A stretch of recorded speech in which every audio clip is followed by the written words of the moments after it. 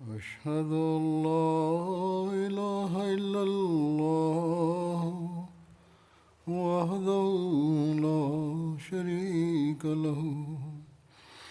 وأشهد أن محمدا عبده ورسوله أما بعد فأعوذ بالله من الشيطان الرجيم بسم الله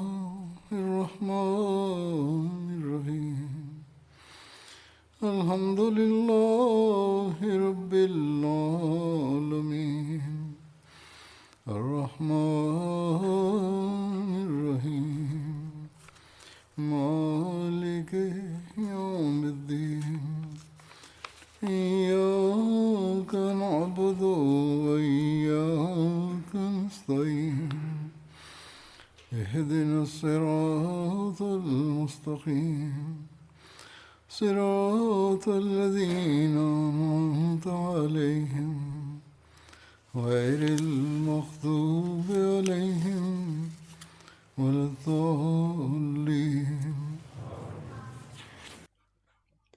ಹಜರತ್ ಅಬೂಬಕರ್ ಸಿದ್ದೀಕ್‌ನೋ ದೆಂಕಿ ತೋ ಕರೆನೋ ಶೋಗೈನಿ ಒಕ್ಕೆರು ದೆಕ್ಕಿಗೊತೊನಿ ಚುಯ್ತೆ ಗೆಂಕ್ಯು ಸರೆತೆ ಇಮಷ್ಟ ಸೇ ಯೋಗೆಂಶಾನೋ ಮೇಕರ ಮಿತ ಹಜರತ್ ಅಬೂಬಕರ್ ಸಿದ್ದೀಕ್‌ನೋ ಚೀ ನಿಚ್ಚುಯ್ತೆವ ಸುದೆನಿ ಸೆಚ್ಚುಮೆ ಸರೆತೆಯೋರಿ ಸರನರು ಕೊತೊಮೊ ಸೆಚ್ಚುಮೆ ಸರೆಮಷ್ಟ ಸೊರೆವ ಸೇ ಯೋಗೆಂಶಗ ಕರೆ ಓ ಜಿಬುನ್ನೋ ಕೋಕೆ ಶಾತೋಷ್ತೆ ಶಿಮೇಶ್ ತಕತ್ತಕೊತೋ ಶಿಮೇಶ್ತೆ ಇಮಸ್ ಸೊರೆ ದೊಕುರೊಕ ಅಲ್ಲಾಗ ಕರೆನೋ ಅತೋ ಹಜರತ್ ಅಬೂಬಕರ್ ಓ ಖರೀಫ್ ಒಯೊಬಿ ಕೋಕೆ ಶಾನಿ ಸುರುದರೋ ತೋ ಇಯುಕೊತೋ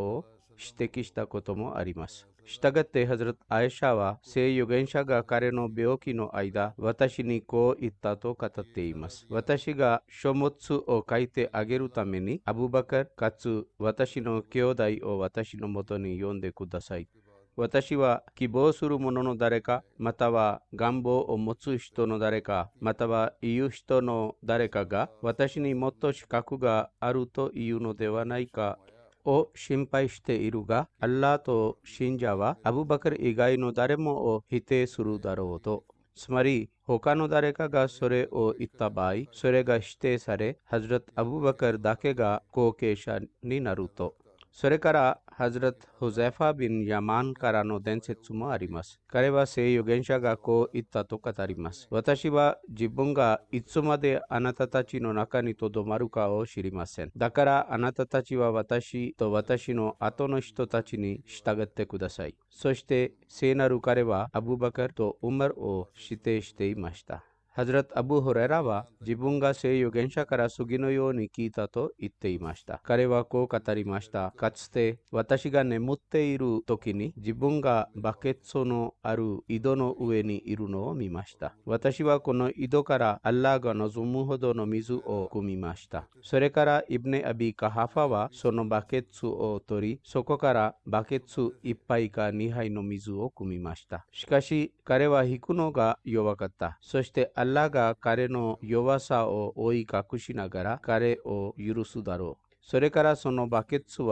ಶರ್ಸಾನೋ ಯೋನಿ ನರಿ ಸ್ಮರಿ ಕವನೋ ಓ ಕಿನ ಬಕೆತ್ಸುನಿ ಖವರಿ ಸೊಷ್ಟೆ ಇಬ್ನೆ ಖತ್ತಾಬ್ಗ ಸೊರೆ ಓ ತೊರಿಮಷ್ಟ ಶಿತಗತ್ತೆ ವತಶಿವ ಉಮರ್ಗ ಕುಂದ ಯೋನಿ ಮಿಜು ಓ ಕುಮು ಕ್ಯೋರಿಯೊಕುನ ಶಿತೋ ಓ ವತಶಿವ ಮಿತಕೊತವ ಅರಿಮಸ್ಸೆನ್ ಕರೆವ ತಕ್ಸಾನ್ನೊ ಮಿಜು ಓ ಕುಂದನೊದೆ ಹಿತೊಬಿತವ ಮಾನ್ಜೊ ಕುಶ್ತೆ ನೊಮಿ ಸೊರೆಜೊರೆನೊ ವಶೊನಿ ಇತ್ತೆ ಸುವತ್ತತೋ ಸ್ಮರಿ ಕರೆವ ಹಜರತ್ ಅಬೂಬಕರ್ ತೊ ಹಜರತ್ ಉಮರ್ ನಿ ಚುಯ್ತೆ ಕರರ ರೆಯೋಹೋಗ ಕರೆನೋ ಕೋಕೇಶಾನಿ ನರುತೋ ಒಶಿಯಮಷ್ಟ ಇಫ್ಕ್ನೋ ಜಿಕೆನ್ನಿ ಒಕೆರು ಹಜರತ್ ಅಬೂಬಕರ್ ನೋ ಯಕುವರಿ ಒಯೊಬಿ ಕರೆನೋ ಬಿತೊಕುನಿ ಚುಯ್ತೆ ನೋ ಶೋಸೈವ ಸಹಾಬಾನಿ ಚುಯ್ತೇನೋ ಗೆಂಕ್ಯುದೆ ಸುದೆನಿ ಸೆಚ್ಚುಮೆ ಸರೆ ಮಷ್ಟಗ ಕೊಕೊದೇವ ಮಿಜಿಕೈ ಬುಬುಂದಕೆ ಓ ತೇಜಿಶಿಮಸ್ ಸೊರೆವ ಹಜರತ್ ಆಯೇಷಾ ನಿವ ಮರುದೆ ಯಮ್ಮಗ ಕನೊಜೊನು ಉವೆನಿ ಕುಜುರೆ ಒಚ್ತಕನು ಯೋನಿ ಹಿಜೋನಿ ಹಿದೋಯ್ ಹಿನಾಂಗಸ್ ಕೆರಾರೆತನೊನಿ ಹಜರತ್ ಆಯೇಷಾ ನೋ ರಿಯೋಶಿನ್ ನೋ ಸೇ ಯೋಗೆಂಶಾ ಏನೋ ಐ ತೋ ಸೇ ಯೋಗೆಂಶಾ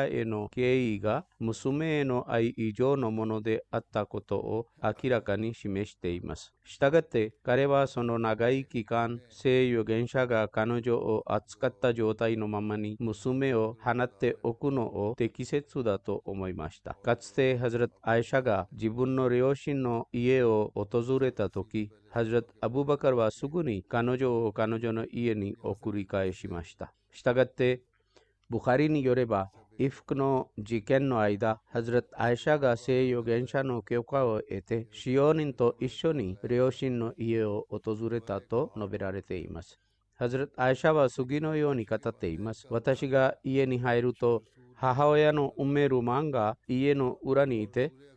ハズラット・アブバカルが家の2階の部屋にいるのを見ました。彼はコランを暗唱していました。母は私の愛しい娘よ、どうやって来たのかと尋ねました。私は彼女にその事件について語りました。彼女は言います。彼女はそれによって私が驚いたほど驚きませんでした。つまり、私は彼女が事件について聞くと心配すると考えていたが、彼女はそれほど驚きませんでした。彼女の母親はこう言いました。私の愛する娘よ、あなたに対して起こったこのことを当然のことと思ってください。なぜならば、神に誓って言います。誰かが美しい妻を持ち、彼女を愛し、そしてその人が他の妻たちも持っていれば、彼女たちが彼女に嫉妬したり、非難したりしないことはほとんどないからです。ハズラット・アイシャは言います。私は彼女がそれによって、私が受けたほどの影響を受けていないことを見ました。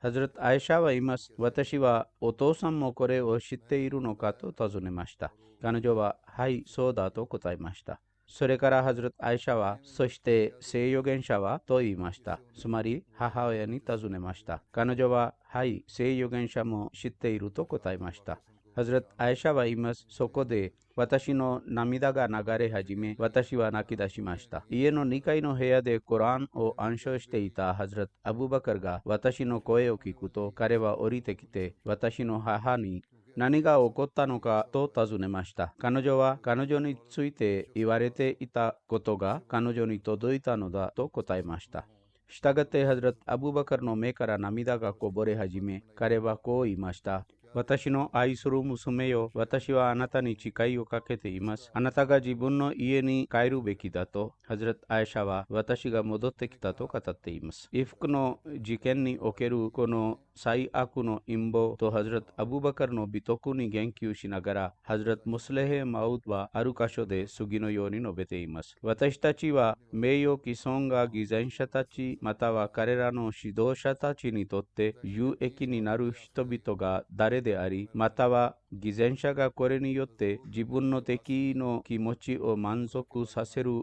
ことができる人々が誰であったかを考える必要があります。ハズールは述べます。少しこれをするだけでハズラット・アイシャを非難づけることによって2人の人に対する敵意を表す可能性があることを知ることができます。1人は聖預言者であり、もう1人はハズラット・アブバカルです。なぜならば彼女は1人の妻であり、もう1人の娘だったからです。これらの存在は両者とも彼らの悪名が政治的または経済的な点で、あるいは敵対の面で一部の人々にとって有益になる可能性があり、または一部の人々の目的が彼らの名誉毀損に関連していました。そうでなければ、誰もハズラット・アイシャ自身の名誉毀損に関心を持つ可能性はありませんでした。せいぜい他の妻たちに関連する可能性があります。つまり、聖預言者には他の妻たちがいて、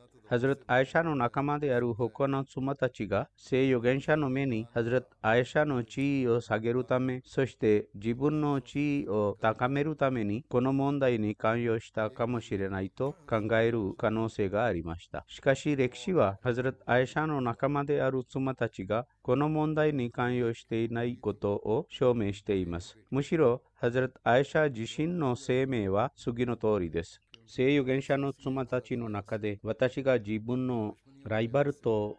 対戦相手とみなしていた妻はハズラット・ゼナブでした。彼女を除いて私は他の妻たちの誰もを自分のライバルとは考えていませんでした。しかしハズラット・アイシャは語ります。私は自分が避難所けられたとき、誰かがそれを最も力強く否定した人がいるとしたら、それはハズラット・ゼナブであったという。ゼナブのこの恩義を決して忘れることはできないと。したがってハズラット・アイシャに敵意があるとすれば、それは彼女の仲間である妻たちだった可能性があり、彼女たちが望むなら、ハズラット・アイシャの地位を聖預言者の目に下げるため、かつ自分の名誉が高めるために、それに関与する可能性がありました。しかし、歴史は彼女たちがこの問題に干渉しなかったこと、つまり他の妻たちが干渉しなかったことを証明しています。そして誰かに尋ねられたとき、彼女はハズラット・アイシャを称賛し続けただけでした。したがって別の妻については、聖預言者がこの問題について彼女に話したとき、彼女は自分がアイシャに良いことしか見たことがないと言ったと述べられています。したがって、ハズラット・アイシャへの敵意を表す可能性があるとすれば、それは彼女の仲間である妻たちからでしょうが、彼女たちがこの問題とは関係があったことは証明されていません。同様に、男性が彼女に敵対する理由はありません。したがって、彼女が非難づけられたのは、聖預言者に対する憎しみのためか、ハズラット・アブバカルに対する憎しみのため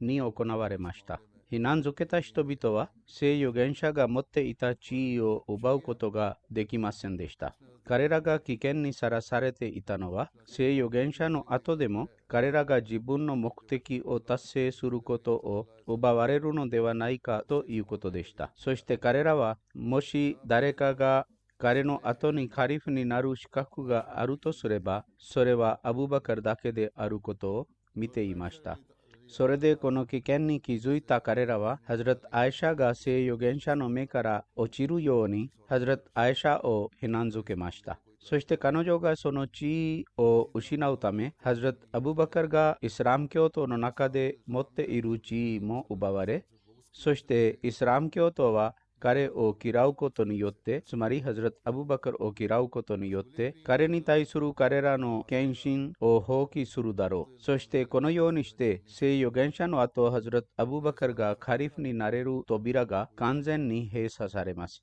ハズラット・ムスレヘ・マウドは述べます。例えば、ハズラット・カリファ・アワルの生涯の間、ペガミ派のグループが私に反対し続け、私を中傷しようとしたのと同じように。したがって、このような理由で、神はハズラット・アイシャが非難づけられた事件の後に、ヒラファトについても言及しました。ハディスでは、サハバがお互いに話し、聖預言者の後に誰かの地位があるとしたら、それはアブバカルの地位であると言っていたことが明確に言及されています。それからハディスによれば、ある人が聖預言者に来て、聖なる預言者よ、私のこれこれの必要を満たしてくださいと言いました。彼は今ではなく、また来てくださいと言いました。彼はベドウィンであり、礼儀正しさのルールを知らず、彼はあなたが結局人間であり、私がまた来たその時に、もしあなたが亡くなっていたならばどうすればいいですかとはっきりと言いました。聖なる彼はこう答えました。もし私がこの世にいなかったならば、アブバカルに言ってください。彼はあなたの必要を満たしてくれるだろうと。同様に、かつて聖預言者がハズラット・アイシャに次のように語ったとハディスで述べられています。アイシャよ、私はアブバカルを公認に指名したかったが、アッラーと信者たちは彼以外の誰にも同意しないことを知っているので、私は何も言わないと。したがってサハバは聖預言者の後、彼らの間で地位を持っている人がいるとしたら、それはアブバカルであり、彼だけが彼のカリフになる資格を持つことを当然理解していました。メッカにおける人生では政府とその管理の問題は発生しなかったが、メディナに聖預言者が来臨なされた後、政府が確立され、そして偽善者たちの心には当然この疑問が発生し始めました。なぜならば、彼がメディナに来たために彼らの希望の多くが打ち砕かれたからです。アブドゥッラビン・ウバイビン・サルールは自分の王権のチャンスがすべて亡くなったことを見たとき非常に怒りました。彼は外見的にイスラム教徒に加わったが、常にイスラム教徒を害しようとしていました。そして今、彼が他に何もできなかったので、彼の心に何か望みがあるとすれば、聖預言者が亡くなれば、自分がメディナの王になるということでした。しかし、イスラム教徒の間で王国が確立されたとき、彼らが新しいシステムを見て、彼らはイスラム政府について聖預言者に様々な質問をし始めました。つまり、あなたの後にイスラム教はどうなり、それについてイスラム教徒が何をするべきかということを、アブドゥッラビン・ウバイビン・サルールはこの状況を目にしたとき、自分が関与できないそのような形で、つまり、アブドゥッラが関与できないような形で、イスラム政府が樹立されるのではないかと恐れ始めました。彼はこれらの状況を止めたかったのです。そしてこの理由から彼がそれについて考えたとき、誰かがイスラムの原則に基づいてイスラム政府を樹立することができるとしたら、それはアブバカルであり、聖預言者の後、イスラム教徒の目は彼、つまりアブバカルに向けられ、彼らが他の誰よりも彼に敬意を払っていることが分かりました。したがって、彼は彼に名誉毀損を与え、人々の目にハズラット・アブバカルの信用を失墜させるだけでなく、聖預言者自身の目に彼の地位を失墜させることが自分にとって有益であるとみなしました。そして、ある戦争の時、ハズラット・アイシャが置き去りにされたことによって、彼は自分のこの邪悪な意図を実現する機会を得て、この邪悪な人物が彼女に対して汚い告発を行いました。それについては、コランでほのめかされており、ハディースではその詳細が述べられています。アブドゥッラビン・ウバイビン・サルールのこれによる目的は、このようにしてハズラット・アブバカルもこれらの人々の目に屈辱を与えられ、彼の聖預言者との関係も傷つけられるし、どうしても確立されなければならないこのシステムの確立されることが妨げられるということでした。それが確立されることによって彼の望みが破壊されていました。アブドゥッラビン・ウバイビン・サルールは聖預言者の後の政府を夢見ていた唯一の人ではなく、他の何人かの人々もこの病に苦しんでいました。偽善者は常に自分の死が遠く離れていると考えているので、彼は他人の死について憶測をし続けています。そのため、アブドゥッラビン・ウバイビン・サルールも自分の死を遠く離れたものと考え、彼自身が聖預言者の生涯の間に非常に苦しみながら死ぬことになるとは知りませんでした。彼は預言者が死んだ場合、自分がアラビアの王になるだろうと推測していました。しかし今、彼はアブバカルの善良さと敬虔さと優位がイスラム教徒の間で認識されていることを見ました。聖預言者が礼拝を指導するために来ないとき、アブバカルが彼の代わりに礼拝を指導し、聖預言者にファトワを尋ねることができないとき、イスラム教徒はアブバカルにファトワを求めていました。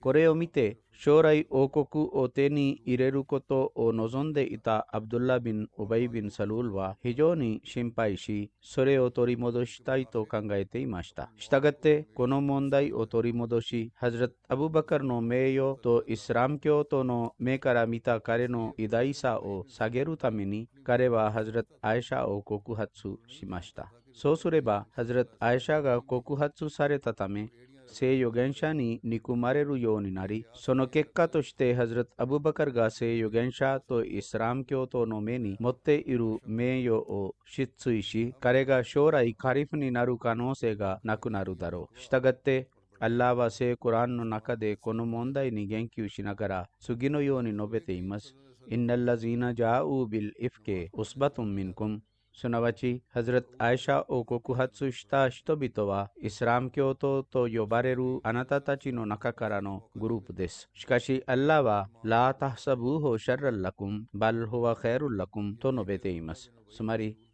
あなたたちはこの告発が悪い結果をもたらすとは思わないでください。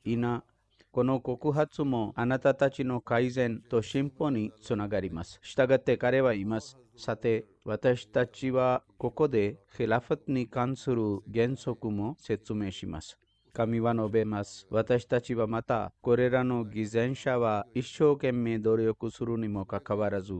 私たちはヒラファトを確立しなければなりません。なぜならば、ヒラファトは預言者の身分の一部であり、神の光明を保護する手段の一つであるからです。ハズラト・ムスレヘ・マウドは次のように述べます。さて、同じ主題がヌール書の最初から最後までどのように記述されているかを見てください。最初にハズラト・アイシャに対する告発について言及されました。そしてハズラト・アイシャを告発する主な目的は、ハズラト・アブバカルを恥ずかしめ、聖預言者との彼の関係を傷つけることであり、その結果として彼のイスラム教徒の目からの尊敬も低下し、聖預言者の死後、彼がカリフになることができないということでした。なぜならば、聖預言者の死後、誰かにムスリムたちの目が向けられるとしたら、それはアブバカルだけであるため、アブバカルによってヒラファトが確立された場合、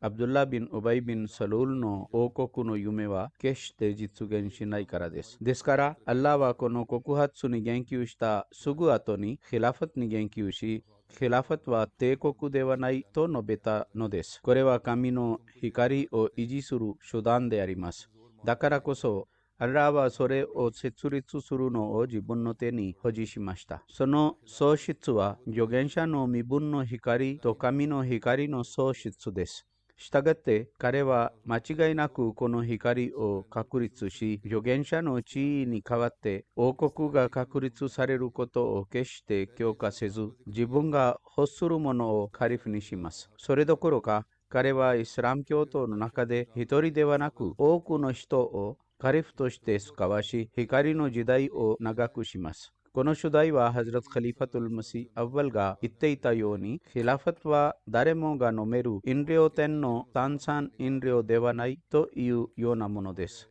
彼は同じように述べます。あなたたちが告発したければ、絶対にそうしなさい。ヒラファトが光であるため、あなたたちはヒラファトを消去することもできず、アブバカルからヒラファトを奪うこともできません。なぜならば、ヒラファトが光であるからです。それはアッラーの光の出現の手段であり、人は自分の陰謀でそれを消すことができません。それから彼は言います。このようにしてヒラファトのこの光は他のいくつかの家にも現れ、人は自分の努力と陰謀によってこの光を妨害することはできません。とにかく、この記事は彼によるヒラファトについての説教です。これは聖預言者の目におけるその立場、そしてアッラーよりの行動的な証言から証明されたように、預言者の地位の直後に聖預言者の預言によって続くべき一連のヒラファト制度が続きました。そして王国がその後に来たとしても、それは後のことでした。そしてまたハズラト・マシーヘ・マウドへの神よりの約束に従って、再びそのシステムが設立されました。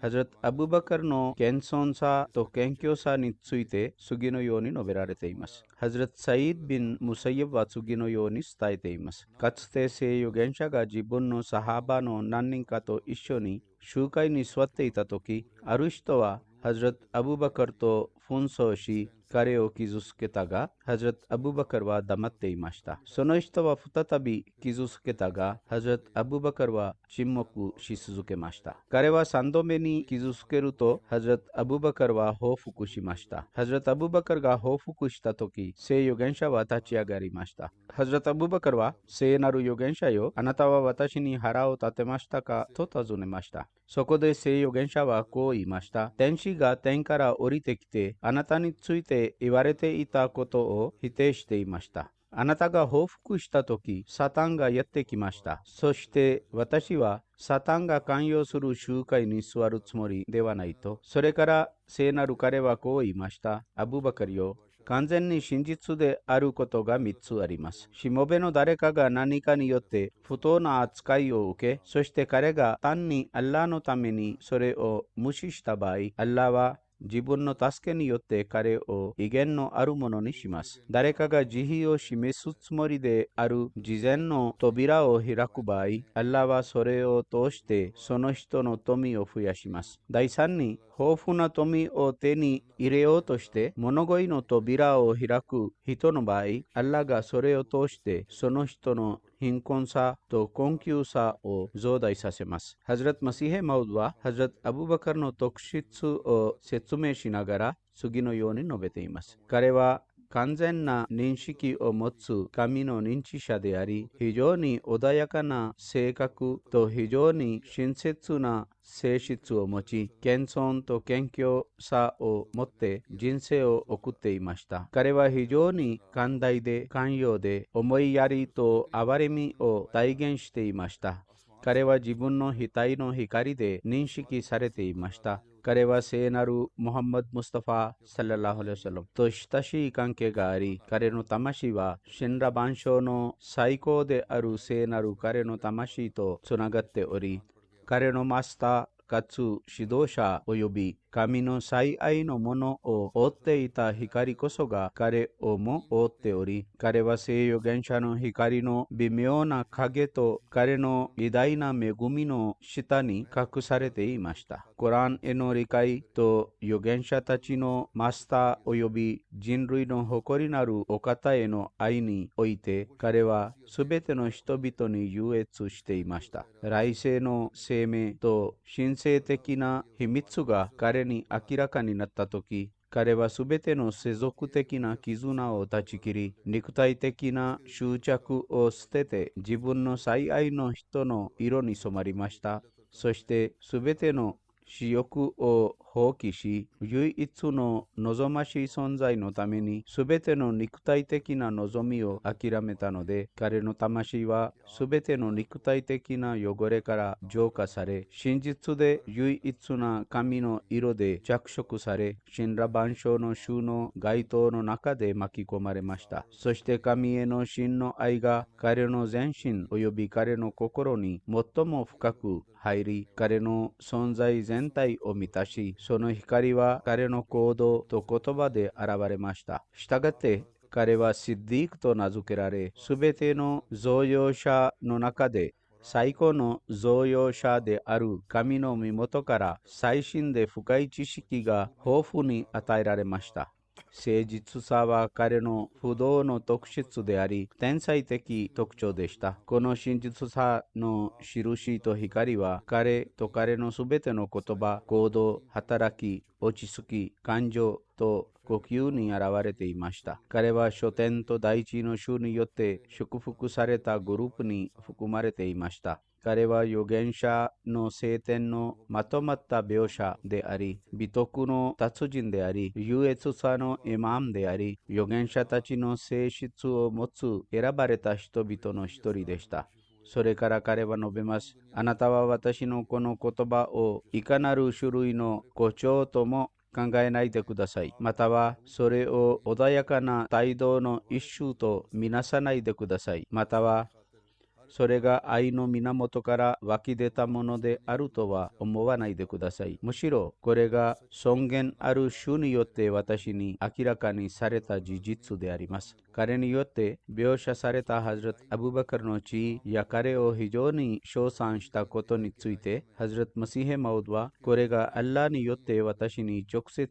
表現されたものだと述べています。それから彼は彼の特質についてこう述べます。そして彼の資源は手段をもたらす主なる神に依存し、手段にはほとんど注意を向けないことであり、道徳において彼は私たちのマスターである聖預言者の映像のようでした。彼は人類の最高である聖なる彼との永遠のつながりがありました。だからこそ彼は他の人が長い間遠い時代まで達成し得なかったものを聖預言者の恵みによって短い間に達成することができました。聖預言者の14人の仲間に加わることについて次のように述べられています。ハズラット・アリ・ビン・アビ・タリブは聖預言者が次のように語ったと伝えています。確かにすべての預言者には7人の観察者なる仲間が与えられ、または仲間だけを言いました。そして私が14人を与えられました。私たちは彼らが誰であるかと尋ねました。彼はこう答えました。私並びに私の息子の2人、つまり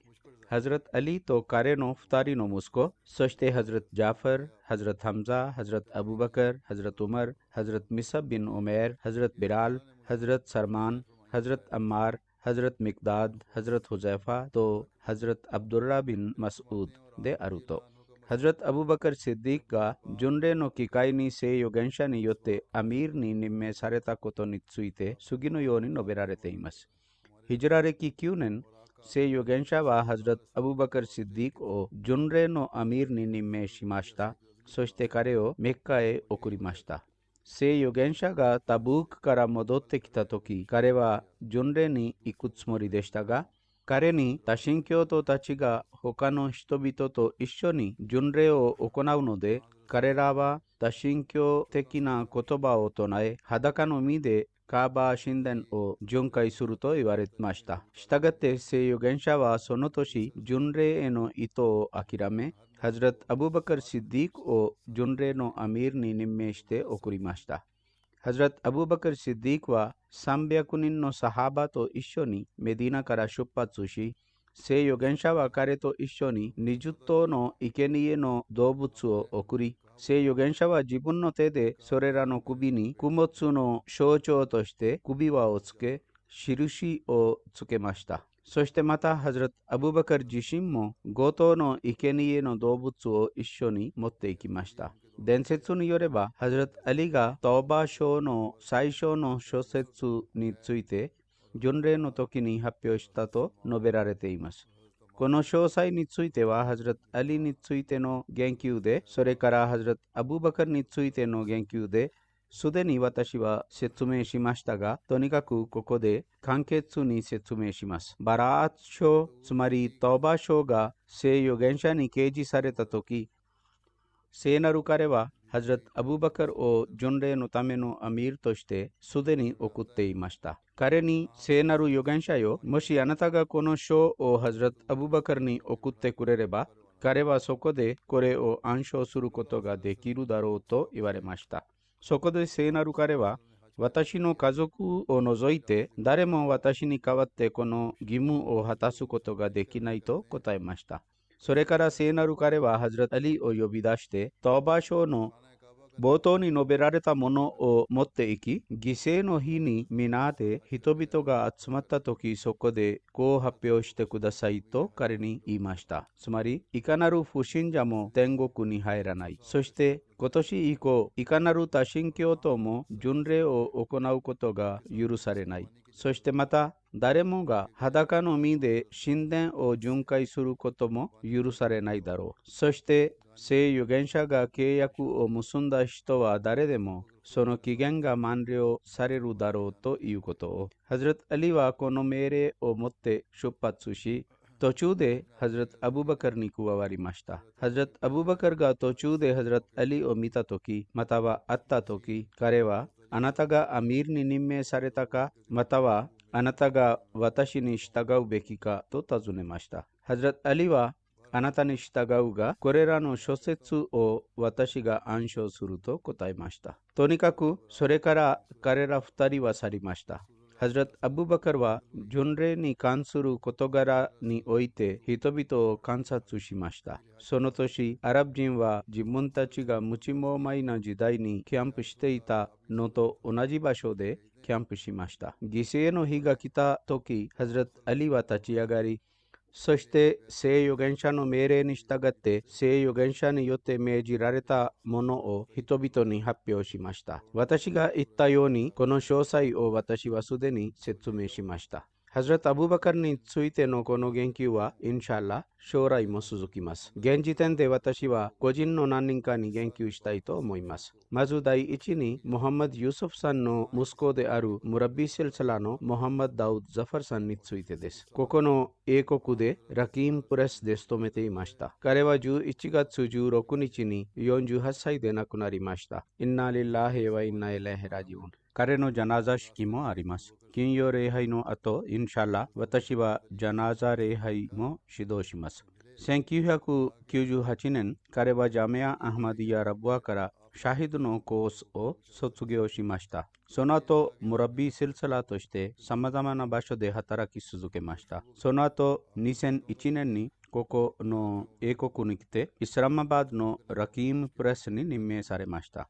彼は熱意を持って奉仕し続けました。ヒラファットへの深い献身がありました。イスラマバードに滞在している間、彼はしばらくイスラマバードのジャマートのプレジデントを務める機会もありました。ウムラを行う恵みも受けました。個人はワシヤット制度に関与していました。彼の生存者には、両親と妻に加えて、3人の息子と1人の娘が含まれています。彼の父親であるチョードリー・ユソフさんは述べます。私がダウドにムラビになるように促したとき、彼は私の願いを完全に叶えてくれました。ムラビになる代わりに世俗的な教育を受けるために一生懸命努力すれば、より良い仕事に就き、家族の財政状況を改善できると彼に言う人もいましたが、ダウドさんはそのようなアドバイスを完全に拒否しました。彼はジャミアからシャヒド・ムラビになった時から死ぬまで完全な献身を持ってワクフを完了しました。とても従順な息子でした。父親は言います。私の言うことすべてに従い、決して断りませんでした。いつも私に安らぎを与えようとしていました。経済的な困難にもかかわらず、彼はワクフを諦めるのを考えたことさえありませんでした。彼は言います。ジャミア・アハマディヤの勉強中の経済的困難のために、自転車がパンクした場合、それを修理するお金がなく、彼は家から自転車に空気を入れてジャミアまで行き、そして帰りも同じようにしており、決して文句を言いませんでした。当時のカリフに従順であり、その意図を理解しようとするムラビーでした。彼の妻のムバレカさんは述べます。私たちは22年間一緒にいました。非常に心の優しい人であり、勤勉で神に依存し、誰に対しても無視もよく奉仕する人であることが分かりました。人生には何度も不可能に思えることがあったとき、私はこれがどのようにできるかを言うと、彼はアッラーに依存してください。すべてが良くなるだろうと答えていました。そしてそれから神の恩寵によってその通りに起こっていました。常に子供たちに良い人になり、決して誰にも苦痛を与えるものにならないようにアドバイスしていました。彼女は言います。子供たちと一緒に座って彼らによくこう言っていました。今日の私が何であれ、それはヒラファトとの関係のおかげであり、ジャマートのおかげであります。神は私がワクフを忠実に完了できるのを助けてくださいますようにと、彼はいつもこれを望んでいました。彼の長女のドルマナさんは述べます。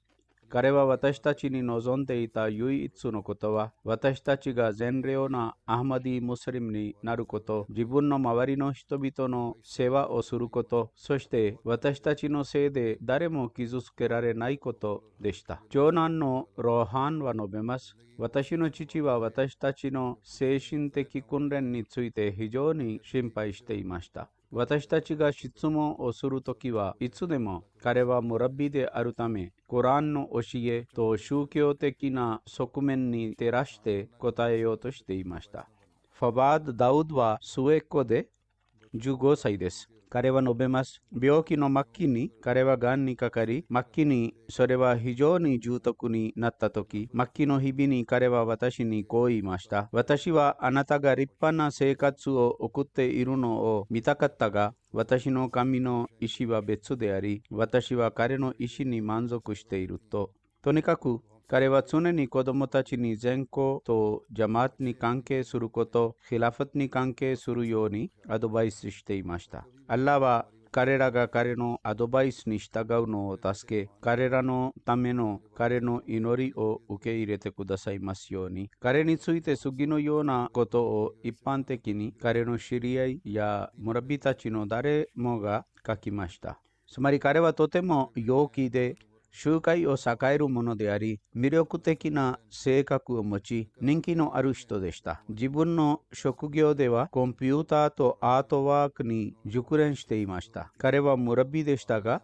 技術的な作業や編集などにおいても非常に優れている考えを持っていました。彼はレキンプレスで素晴らしい仕事をなされ、自分の才能を使う良い機会を得ました。ジャマートへの奉仕は常に神の恵みと自分自身にとって栄光であると思っていました。それから親戚の一人はこのように述べています。他の人々を非常に静かに助けていました。彼は必要者である親戚にとても静かに経済的支援もしていました。アッラーが彼を許しと憐れみで扱い、彼の子供たちにも忍耐と勇気を与え、彼らが彼の善行をし続けるのを助け、彼の両親にも忍耐と勇気を与えてくださいますように。2番目の言及ですが、2つのジャナザ外部もありますので、それらの最初のは、スペインの元宣教師である故カラム・エラヒ・ザファルさんの妻のルカイヤ・シャミン・ブシュラーさんについてです。彼女もここ数日で亡くなりました。インナリッラヘワインナイレヘラジュン。彼女は1932年にカディアンで生まれました。アッラーの恩寵によりワシヤット制度に関与していました。彼女はスペインのラジナのプレジデントを長年務める機会がありました。彼女には3人の息子と3人の娘がいます。彼女の孫の一人であるアタウル・モネム・タレクは生涯を捧げたものであり、中央スペニッシュデスクを担当しています。孫娘の一人もムラッビー・セルサラと結婚しています。息子たちの2人もまたアッラーの恩寵により宗教的な奉仕をしています。彼の長男の一人はまた副アミールとしても務めています。ルカイヤさんの祖父はマルビ・ファカルディーンさんで、祖母は主にベーラ出身のサヘブ・ビビさんでした。ハズラト・マシーヘ・マウドの時代に忠誠を誓った後、彼らはカディアンに移住しました。彼女の母方の祖父はバイ・アブドゥルラヒムさんで、彼はアジメールに属していました。当初彼はシーク教徒でしたが、その後、ハズラト・マシーヘ・マウドの手に忠誠を誓う祝福を受けました。彼もまた制約後、勉強のためカディアンに移ってきました。ですから、彼女の母方と父方の両方の祖父がサハバに含まれていました。ルカイヤ・ベーガムさんについて、彼女の息子は述べます。彼女はダーワトゥル・アミールに特別な愛着を持っており、それを何度も読みました。この本を読んだ後、私の心にある多くの疑問や疑惑が解決されたとよく言っていました。12歳の年から心に礼拝への献身さがたくさんありました。彼女は信仰への道と聖堂に導かれるようにアッラーに懇願していました。彼女はベールにとても気をつけていました。ジャマートの他の女性のための模範でした。彼女は病人や貧困者たちへの思いやりを持ち、あらゆる方法で彼らを助ける準備ができていました。マウラナさんがスペインに来た初期の頃、スペインでは多くの困難に直面しました。多くの場合、警察はマウラナさんを説教活動のために交流したり手入れしたりしていました。警察は説教活動の証拠を捜索していました。しかし、アッラーの恩寵で彼女は夫と同様にアッラーが最終的に彼らを助け、すべての困難を取り除いてくれると固く信じていました。ハズラト・カリファトゥル・マシー・アッサレスがマウラナさんにコルドバにモスクを建設するのに適した場所を見つけるように指示したとき、この点においても彼女はあらゆる面で助けました。彼女の息子は述べます。バシャラトモスクの建設が始まったとき、彼女はほぼ毎日バスなどでコルドバからペドロ・アバードまで夫と一緒に建設工事の進捗状況を監督するために来ていました。彼女はすべての費用の記録を保管し、モスクの建設に定期的に会計士として携わっていました。彼女の息子のファザル・イラヒ・カマルは述べます。母はハズラト・ムスレヘ・マウドのアドバイスを常に目の前に置きました。彼は次のように言いました。自分の義務を目の前に置き、夫に助言を与えてください。あなたが言っている国では、伝道活動において夫を怠慢にさせるのではなく、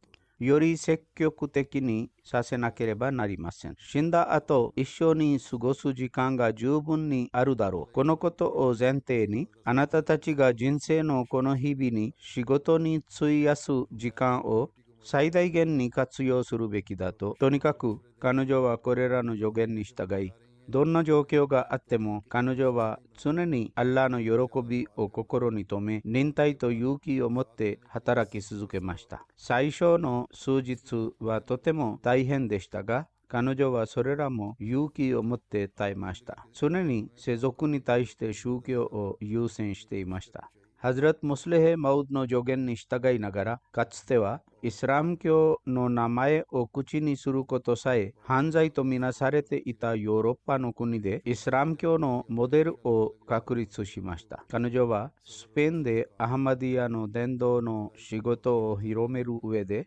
重要な役割を果たしました。アッラーが彼女に許しと憐れみを持って扱い、階級を高め、彼女の子供たちも彼女の善行をし続けるのを助けてくださいますように。3番目の言及は、タヘラ・ハニーフさんについてです。彼女はサイヤド・ゼイヌル・アベディン・ワリウラ・シャーさんの娘であり、ハズラト・ハリファトル・マシー・アッサニの息子である故ミルザ・ハニーフ・アイマドさんの妻でした。彼女もここ数日亡くなりました。インナリラヘワインナイレヘラジオン。彼女はアッラーの恩寵によりワシヤト制度に関与していました。私が言ったように、ハズラト・ムスレマウドの義理の娘であり、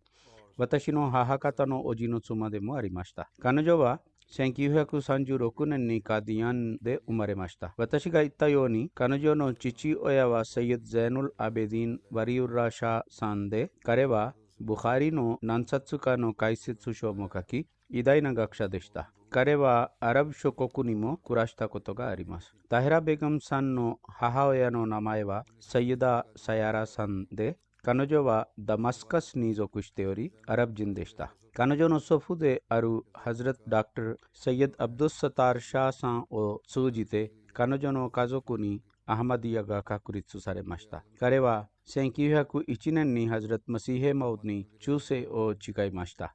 そしてこの面でも、神は家族全員をそのように導き、子供であれ、大人であれ、夢を通して彼らを導き続け、彼らの信仰を強め続けました。ハズラト・ドクター・サイヤド・アブドゥスサター・シャーさんは、ハズラト・カリファトル・マシー・アラベの母方の祖父でした。このようにして彼女は彼の母方のいとこでした。1972年から1990年までタヘラさんはラジナ・イマイラ・ラブワのイスラホ・イルシャードのセクレタリーを務めることもできました。それから彼女は生涯を捧げた夫と一緒にシエラレオネで数年間過ごしました。神は彼女に3人の娘と1人の息子を授けました。彼女の長女のアマトル・モミンは述べます。私たちはいつも母が5回の礼拝に加えてタハジャド礼拝、断食や聖コランの暗唱に定期的に従事しているのを見ました。むしろイシラークの礼拝なども捧げていました。彼女がこのルーチンをやめたことは決して見られませんでした。彼女は大きな愛と献身を持ってすべてを行っていました。崇拝も大きな愛と献身を持って行っていました。彼女は言います。私は彼女がこれらと同時に他の世俗的な仕事をどのように果たしているかに驚いていました。陰族への権利、隣人への権利、私の父への世話、私たち全員の食べ物や飲み物への心配、おもてなしなどのすべてにとても熱心でした。ジャマットの愛と彼女の人生の間に登場したカリフたちすべてには非常に献身でヒラファトに忠実でした。ワシヤトについては常に気をかけていました。当時のカリフに手紙を書くように促し、手紙を書いて安心すると言っていました。彼女は私に非常に定期的に手紙を書いていました。それどころか、毎回の説教の後、彼女からの手紙がよく来ており、それらに様々なリマークスも述べていました。彼女が気に入ったことがあれば、それについて特に言及していました。彼女は非難することを決して言いませんでした。むしろ、時々私たちが関与したそのようなことがあるとしても、彼女は疑問的な話に陥るべきではなく、私はいつもこのようなものによる損失を見てきたが、利益はありませんとよく言っていました。私が言ったように、ヒラフェットの並外れた関係がありました。貧しい人々に非常に気を使っていました。アクタルという戦士がいて、彼は私に次のように書きました。私たちの父親は私たちの母と私たちを捨てたので、彼女は自分の家に私たちに居場所を与え、自分の子供のように私たちの飲み物、衣服と教育に気をかけ、私たちに感じさせたことは決してありませんでした。アッラーが常に彼女を許しと憐れみで扱い、聖者たちの足元に場所を与え、そして彼女の子供たちも彼女の善行をし続けるのを助けてくださいますように。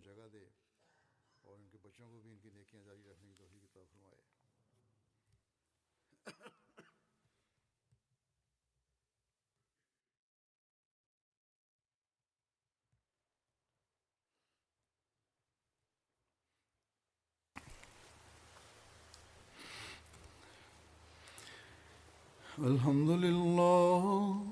الحمد لله نحمده ونستعينه ونستغفره ونؤمن به ونتوكل عليه ونعوذ بالله من شرور أنفسنا ومن سيئات أعمالنا من يهده الله فلا مضل له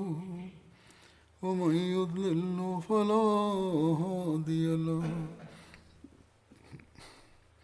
ونشهد أن لا إله إلا الله ونشهد أن محمدا عبده ورسوله عباد الله رحمكم الله إن الله يأمر بالعدل والإحسان وإيتاء ذي القربى وينهى عن الفحشاء